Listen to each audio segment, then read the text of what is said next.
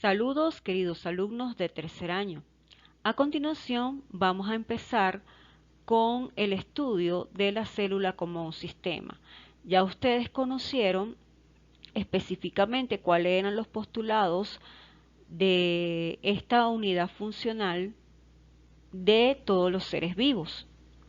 Para tú poder estudiar a la célula como un sistema, debes de conocer cómo está conformada su estructura química.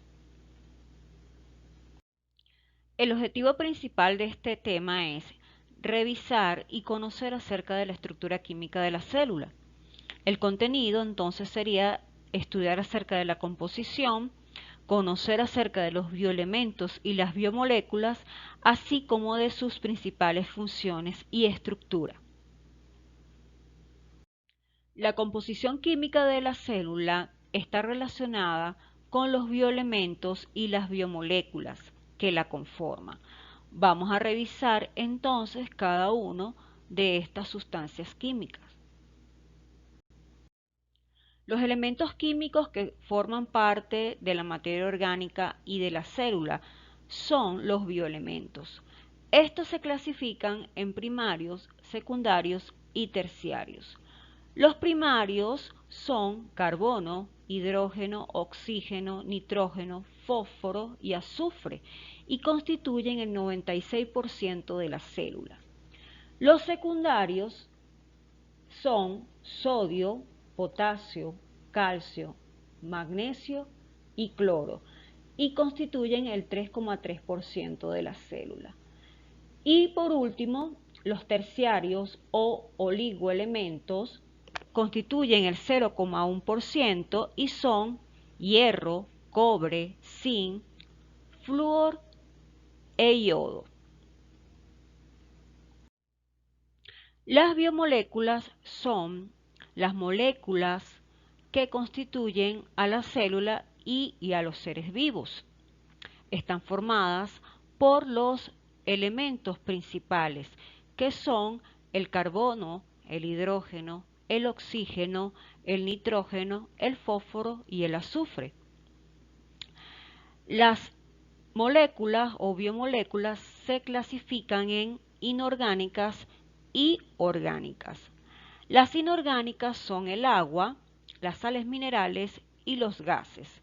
En cambio, las orgánicas son las proteínas, los carbohidratos, los lípidos, los ácidos nucleicos y las enzimas. Vamos a empezar entonces a repasar cada una de las moléculas inorgánicas.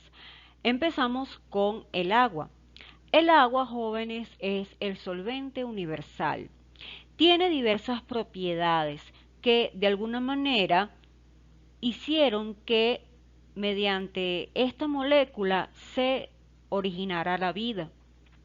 Estas propiedades son básicamente que pasa por los tres diferentes estados físicos, que son sólido, líquido y gaseoso. Es incolora, tiene un olor inodoro, la densidad es de 1, tiene un punto de fusión de 0 grados centígrados y un punto de ebullición de 100 grados centígrados. Los gases llevan a cabo diversas funciones dentro del organismo. Un ejemplo de ellos puede ser el oxígeno y el dióxido de carbono. Por ejemplo, el dióxido de carbono es captado por las plantas para que se lleve a cabo el proceso de fotosíntesis. Y el oxígeno lleva a cabo también una función energética dentro de la célula. Las sales minerales llevan a cabo diversas funciones dentro de la célula. Un ejemplo de estas sales minerales puede ser el cloruro de sodio, el carbonato de calcio, entre otros.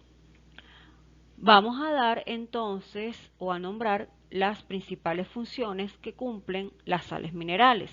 Por ejemplo, pueden regular el equilibrio del agua, pueden conducir los impulsos nerviosos, participan en la contracción muscular y en la coagulación, pueden formar parte de la estructura de los seres vivos y otra de las funciones es que pueden conducir electricidad.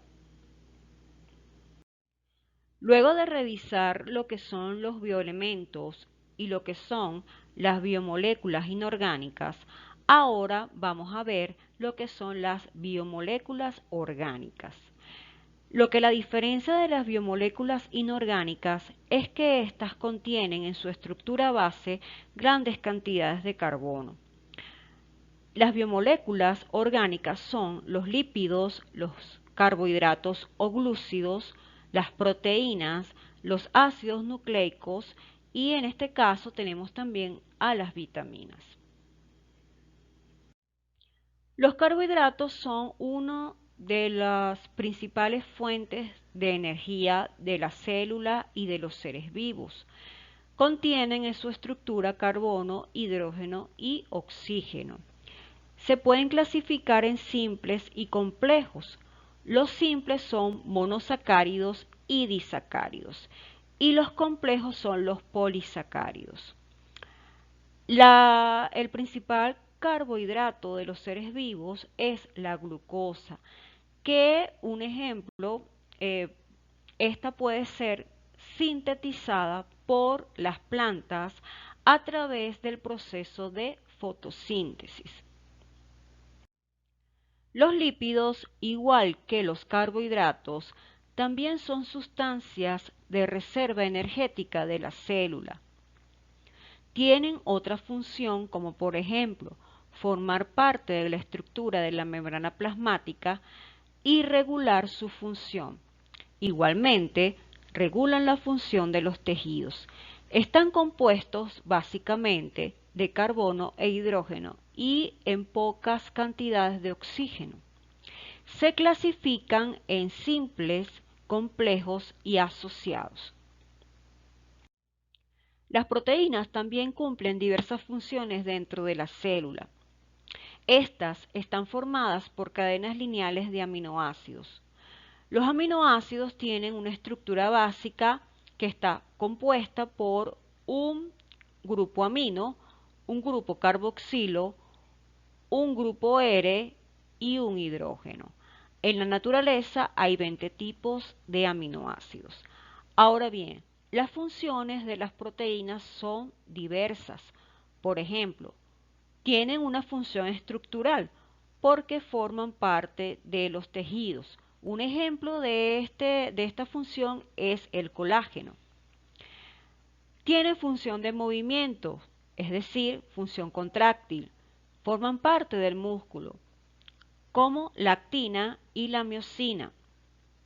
Tienen función inmunológica, nos protegen, son nuestra defensa, como por ejemplo las inmunoglobulinas. También las proteínas tienen función de regulación, como las que llevan a cabo las hormonas. Un ejemplo es la hormona de crecimiento. También tienen función digestivas y de aumentar la velocidad de las reacciones. Aquí tenemos el caso de las enzimas. Y también las proteínas pueden llevar a cabo función de transporte como la hemoglobina que lleva el oxígeno a través de la sangre. Por último tenemos a los ácidos nucleicos. Los ácidos nucleicos tienen la función de almacenar, transmitir y expresar la información genética. Hay dos tipos, el ADN y el ARN. Ácido ribonucleico y ácido desoxirribonucleico. Estos están formados por cadenas lineales de nucleótidos. Los nucleótidos a su vez están formados por una base nitrogenada, un azúcar y un grupo fosfato. Hasta aquí la clase de estructura química de la célula. En una próxima entrega vamos a revisar lo que es la célula como un sistema. Gracias por su atención.